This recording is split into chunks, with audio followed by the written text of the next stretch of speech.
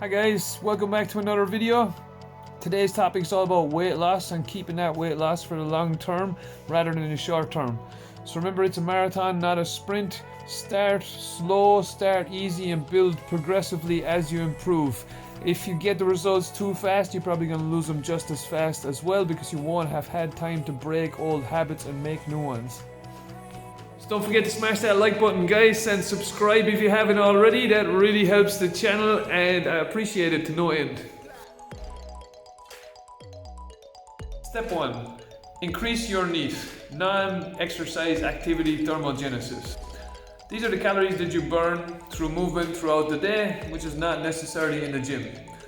First thing we can look at here is the step count. So if we take a look at our average step count from the week previous, maybe it's at like 5,000 or 6,000. We'll try to consciously increase that to 6,000 or 7,000. Start slow, build up gradually.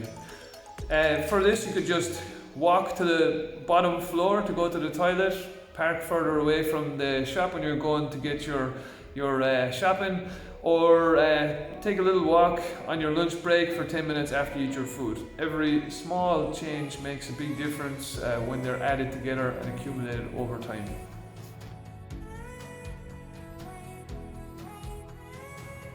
So second step, we're going to take a look at our food. First off, we're going to figure out what our basal metabolic rate is. You can find this out pretty easy by Googling it. So there's a lot of BMR calculators. You'll then find out how many calories you need to take in outside of exercise to maintain your current body weight. If you're looking to lower that body weight, I would suggest that you try and go by about 1 pound per week. This can vary from person to person. It might be more, it might be less, but 1 pound is a good place to start.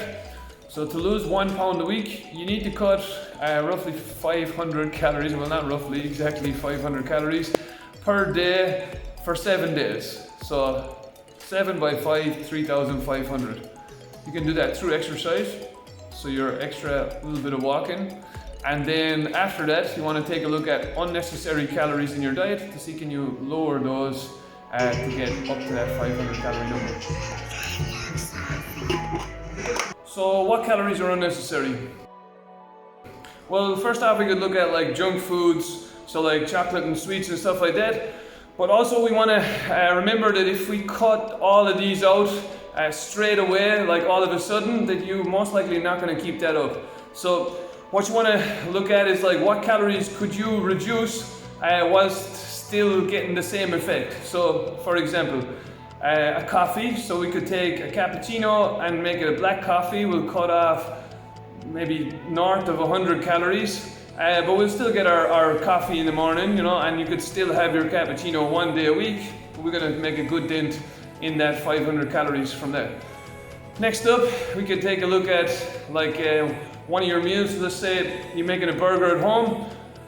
First off, you get your bun. You could pull out a bit of the bread from the inside of it.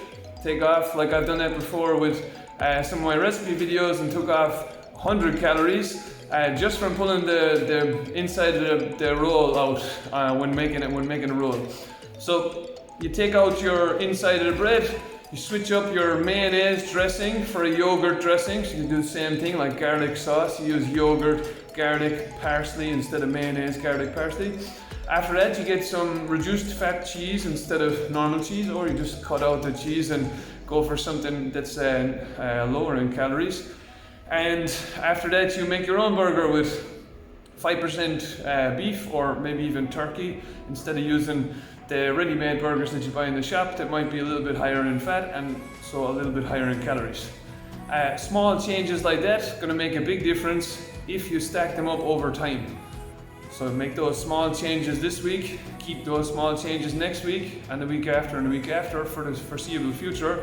And you don't have to make a huge difference, so you don't have to go off all sweets and make this massive change to your lifestyle that you can't keep. Instead, you make small changes that you can keep over a long course of time and build on. So you slowly build on good habits, stacking them up and putting you in a stronger position to lose weight.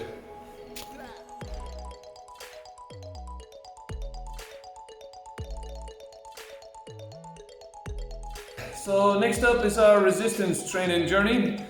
When embarking on that, you got to remember that if you haven't done any strength training in a while, that your body is not going to be prepared for that to start off. So you've got to get your body prepared for that. Do not neglect your stretching and build up slowly. So lift small weights at first. Look after any imbalances. So if you know you have shoulder issues or something like that, then you want to start prehab exercises before they become rehab. So look at any injuries before they could happen.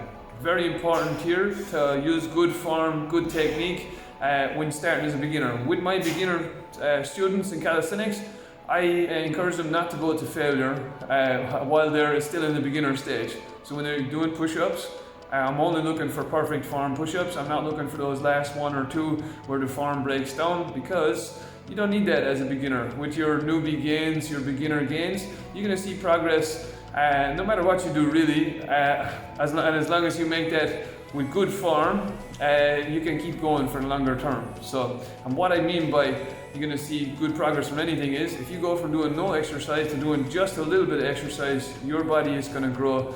Your neural pathways to those muscles that you haven't used in a while are going to reopen. You're gonna get stronger without even growing new muscles. So you've got the muscle there already. We just need to learn to access it.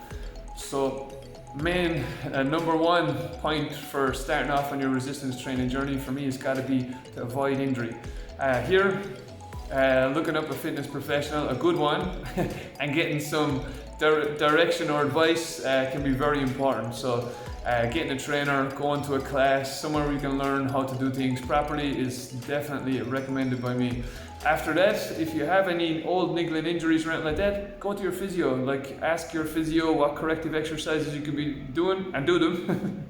And work on your flexibility. Flexibility is very important. I strongly advise yoga, strongly advise cardio, strongly advise strength training, and for me it's all about technique. One good rep, so like one extra good rep is probably not going to do a hell of a lot for you in the long run.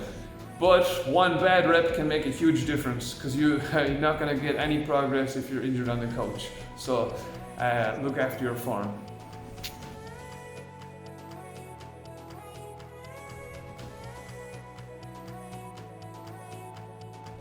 Now that we've looked at how to initially start losing weight, by reducing calories, by increasing your step count, by starting some exercise, how do we go from losing a little bit of weight to losing weight and keeping that weight off, and not going through Groundhog Day and an endless cycle of diet and falling off the wagon and diet and falling off the wagon? First off, I think that you want to track your progress. So you have to set small achievable goals so that you feel a sense of achievement along the way. It's very important for your long-term success to have goals and to feel that sense of achievement, and to tick them off and feel like you're going somewhere. For me, I'm like over a decade now into training consistently, and I still love it as much as I did when I started off, because I constantly set goals, and I feel like I'm going somewhere, like it's not getting stale for me, and I think that's important for everybody. So I would say first off, it's good to weigh yourself, to take some pictures, to see where you were when you started, and that's for your weight loss goals. Like you can take a look at a picture in 6 weeks, in 6 months, and you'll see impressive results as long as you stay consistent. And remember, you don't have to be sprinting. This is a marathon. At a jogging pace, you'll still see very impressive results over the course of a couple of months. After that, we want to start to also track the progress of our workouts. So keeping track of what kind of distances you're walking, keeping track of what kind of weight you're lifting, keeping track of like your runs, like how far you ran, how fast it took you. All of those things are gonna serve as massive motivators in a couple of months' time, or even a couple of years' time, when you look back at them and you see how far you've come. So keep track of your weight loss, keep track of your condition, so how you look and how you feel in your clothes and stuff like that. Taking like journal notes could also be good, like how you feel at that time. Keeping track of your progress in the gym, and also recording your food. So taking note of what kind of calories you take in, is very important, because you don't want to leave that as guesswork. And that will be our next point. So at the end of the day, weight loss comes down to calories in versus calories out. So it is important for you to, for at least some time, keep track of your calories and learn how to gauge a portion size, or just to know how much food you're actually taking in on a daily basis, and how much food you need to eat to lose weight or to gain weight. So I would say that to begin with, you track your calories, see how much you're actually eating in a given day, and from there you start to make your changes. So just take a normal day last week, think of everything you ate, enter it into MyFitnessPal. Or what I do with clients is I get them for a week first off to just send me their food. So to send me their pictures of what they eat, or to send me their logs in MyFitnessPal, and not to change anything, so that not eat any different to how they normally eat, and just get an idea then of how you're actually eating, how many calories you're taking in. And I suppose like what can really be very shocking is like how many calories are in some foods. You know, like I love peanut butter. When you put a spoon of peanut butter in your porridge, like I think, okay, this is a spoon, and then I check what the weight of a spoon should be. I go and weigh my spoon, and this is not a spoon. I'm taking 2 spoons or 2.5 spoons in my big teaspoon of peanut butter, you know, or tablespoon. So it's very important to kind of get an idea of how much you're actually eating, what a serving size looks like, how much calories you're getting in what you're taking in, because that's how you're going to make changes.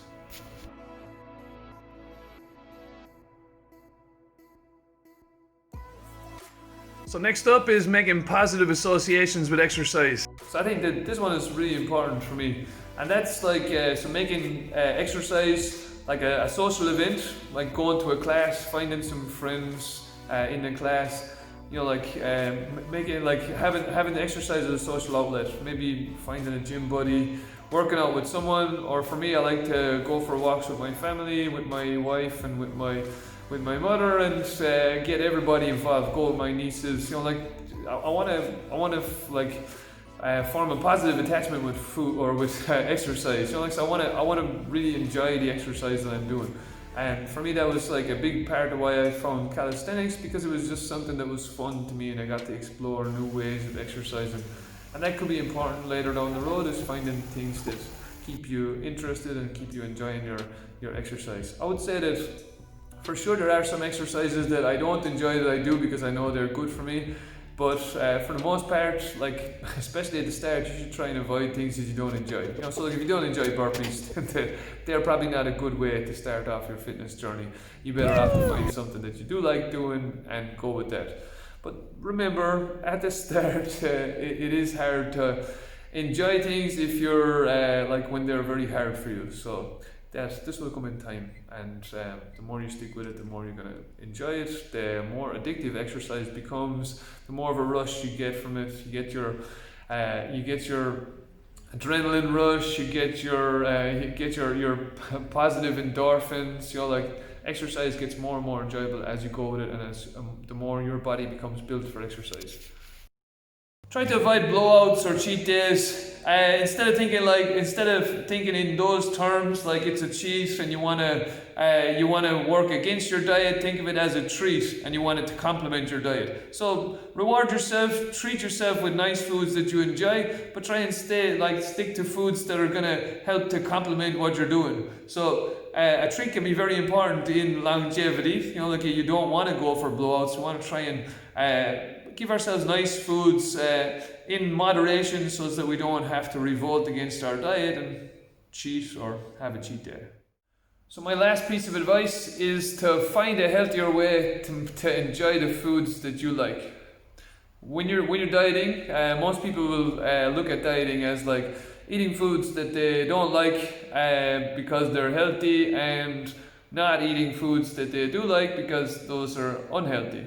We want to break that stigma and try and find healthier ways to make the foods that we like. So, for example, making a homemade pizza on a Saturday night instead of getting a takeaway pizza. So, you get a tortilla wrap, you make some of your own marinara sauce, you get some lower calorie cheese or just less of it, you add lean proteins instead of high fat toppings, you make it a nice healthier version of a pizza, and so you get to eat the food that you like, but you get to do it in a healthier way. Same goes for anything, like you can find healthier ways to make the foods that you like, and make sure that the food that you're eating on a diet is the food that you want to continue to eat for the foreseeable future. So I don't want to stop my diet because my diet is just how I eat. I enjoy eating the way I eat. I'm going to keep doing that for the foreseeable future, and I'm not looking to like the point in the near future where I have to stop this. I'm not looking at it like, oh God, I can't wait to stop this diet and go back to normal. I'm thinking, this is amazing, I want to keep this going. I love making healthy food. I love the way that my body feels. I love being confident, self-confident in my own body and comfortable in my own skin. And that's what you're looking to work towards. So enjoy the food that you eat because it makes you feel good and because it tastes great. And enjoy how you feel because the food that you eat is healthy and your body is healthy. So remember, everybody's different. This video is just my opinion. You don't have to agree with it, nor do you have to listen to it. This is how I help my clients lose weight and how I also lose weight myself. But remember, everybody's different. We're not all cut from the same cloth, and what works for me may not work for you. So my last piece of advice is to educate yourself on foods of low calorie density and foods of high calorie density. So you want to try and pick foods of low calorie density to add to your meals. So things like spinach and berries, strawberries, raspberries, blackberries, stuff like that. Add those to your meals as they are like high in volume but low in calories, also high in nutrient density, so they're very good for you. And then try and cut out the foods that are of like high calorie density. So anything with low volume and high calories, try and cut those out of your meals so you'll be fuller on less calories.